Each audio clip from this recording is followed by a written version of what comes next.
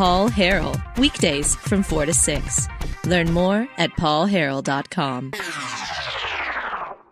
Joining us now to talk more about this, we have member of Patriots of Act 746, Mr. Rick Benard is with us. Rick, welcome to the program, sir.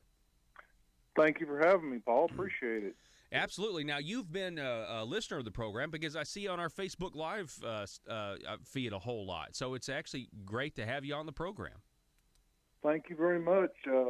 Yeah, I think I picked up the Facebook Live one day from Kenny Wallace, and there was a lot of days where it was just me and Kenny listening. But not anymore, right? Am I right? No, not anymore. It's been over a year ago because it was a while ago that it showed up in my feed one day that I'd shared it. So I've enjoyed the lesson from Kenny. I like him a lot, and yeah, I've sure been enjoying your show. Yeah, well, I certainly appreciate you listening. So tell me about Patriots of Act 746. How did you get involved? Because you're an admin on the page. Okay, so I mean you're pretty far up on the totem pole. Yeah, I've been an admin for quite a while. I've been with it almost since the inception because I remember I had a class for CHL coming up in August, and me and Gary were chatting one day in July, and this is back before the law took effect, and he's like, "Bonehead, you don't have to have it." I said, "I know, Gary." I said, "But because of reciprocity, or excuse me, whatever that reciprocity, yeah. Yes, reciprocity. I said, we traveled to Florida to see my wife's grandma and stepfather and aunt, and to Mexico to see her father. And I said, I'm tired of being a thug with my 9mm and my conceal holster, and I'm going to do it, So I've been there for a long time. There was just a couple hundred of us there, but we've grown a long ways from back in the day. Yeah, I mean, you guys are over 11,000 people in that page. You guys have had marches, right? I mean, y'all have carried and, to make sure people know that what their rights are and everything else. And, I mean, it's incredible how Act 746 was passed, back in 2013. It was a secret success. Governor Mike Beebe signed it and didn't even know what he was signing, which should certainly let you know about the whole process, how easy it is for this is a rare case where a bill gives the people more freedom and people didn't understand what they were voting or signing. And a lot of times that can happen and people have less freedom. So we certainly lucked out on that one. Yeah, that's for sure. It's a shame for a lawyer and a former attorney general to go ahead and not know what he's signing, huh? Yeah. But yeah, we had that first year. We had, we constant marches all over the state. First one was in Fort Smith, and we had many others up in the northwest corner of the state, down Conway and Little Rock, and up in Mountain Home and Harrison. And it took time to start to get people on board, but it's been a great grassroots movement. Mm-hmm. Yeah, it really has, and the next step would be to get somebody like Governor Asa Hutchinson to actually acknowledge that constitutional carry is a thing. I mean, he won't do that, and according to Jan Morgan and others, that meeting, he doesn't want to do that because that would hurt the Arkansas State Police's budget. With the fees that go to a concealed carry handgun license.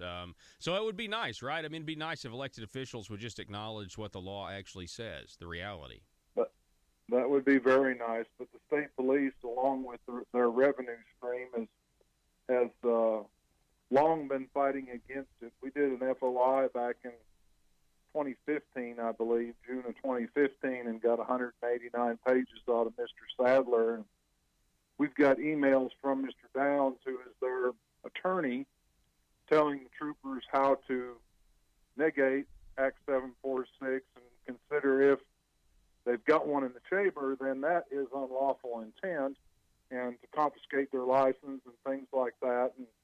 And when we challenged them on that and brought it out, and then they changed their tune because that had gone out to all of the troopers. I had talked to my local trooper here, along with many mayors, sheriffs, and chiefs and all that, but after we got that, I went and talked to him, and he said, "Yep, I got it." I said, "How's position?" He said, "Same as it always was." I said, "Okay." Mm-hmm. But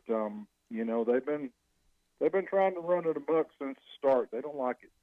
So you're organizing an event. Let's speaking of Jan Morgan, on December the 5th, right, Marion County Fairgrounds. Yes, sir. There's going to be an event. Jan Morgan's going to be there for the folks in Marion County to come out and meet her, hear her speak, right? Yes, sir. 5 p.m. next Tuesday. We're going to have Jan. I got to meet her personally a couple of years. In fact, the day that, our Attorney General put the opinion out on Act 746, I took my wife down with a class for her. But Jan's going to come on up, and you've been beating the drum pretty good about the Republican Party working against her, and they initially reached out to me to do members on the local committee that didn't want to. Hang on, Rick. You broke up, I think, in the key part of your sentence there. You say, okay, I've been hammering the Republicans for being afraid of just ideas, and specifically Jan Morgan's, speaking. And so you're saying we lost you right when you said that initially the Republican Party reached out to you to do what? Well, the party didn't want, the local committee didn't want to publicly invite Jan, but they reached out to me. I'm basically a conservative Christian libertarian, and I've run on the libertarian ticket, but I've held events for different candidates in the county before, and Bruce Emerson and some people from the committee had reached out and said, "Would you do this? We think you'd cross better lines." And we got a couple of fuddy-duddies, and we'll get a meeting with the committee, and we'll be there. And the county judge was all in, and that. Now this last 2 weeks here, the committee doesn't want to talk. They won't make an appointment for Jan to meet them. The county judge, when I run him down, is wavering instead of something like he said when I talked to him 3 weeks ago. "Yep, it's on my calendar. I'm all in. I'll be there." It's I'll try to see if I can be there, and I can't prove it, but it just seems to me like more outside forces coming in. Absolutely. Their voodoo. Well, it sounds to me like, just based on what you just said, Rick, that they reached out to you because they wanted to hear her. They wanted to hear Jan, but they didn't want to do it in an official capacity, probably because they wanted to avoid getting called out, by the people, the governor and everybody else, but they still wanted to hear her. And it seems like that they are, they're just making sure everybody toes the line. I mean, the word has gone out. I know coming up this weekend, the state party has a meeting down in Little Rock. So I know that's going on, and I understand that there's going to be an attempt to get county committee officials, who are there to just, start towing that line. And I know Asa is probably going to personally talk to them and say, "Hey, look, I'm the head of the party here, and I'm the governor, and you guys are not going to try to, abandon me in support of Jan Morgan." And there's a lot of intimidation going on right now. In spite of that, though, I think you and me both, Rick, I'd go on record and predict that this Marion County event on December 5th is going to be huge. I sure hope it is, Paul. I'm going to spend the next 2 days down around the square and the courthouse. I've got a great big stack of flyers printed up, and I'm going door knocking the best I can. And we're sure going to try to put on a great event for Jan, because not only are we Facebook friends, she's also a personal friend of mine. She's a great instructor and a great person, and I hope we can put on a real good event for her. Yeah, and those of you who are watching on Facebook from that area, it's going to be at the fairgrounds. What time on December the 5th? 5 p.m. at the county fairgrounds. It's actually in Summit, but for all the local folks, they know where it is. Yeah. It's real easy to go ahead and find. So they can just Well, and it look could me up. I've got flyer up. My name's on it. My phone number's on it. No problem. Well, it could be a good regional event too. Our listeners listen on KJMT Mountain Talk 97.1. You guys feel free. If you don't have to be in Marion County to come to this thing. All right. I mean, you could be in Baxter, Stone, and make the trip up and and see, get to meet a potential candidate for governor. One of the things Jan Morgan did say last night at the Craighead County Republican, as she was received amazingly by most of the people there, she won a ton of people over at Craighead County. She said that they're making an announcement on January 1st. I mean, she said that to the crowd there.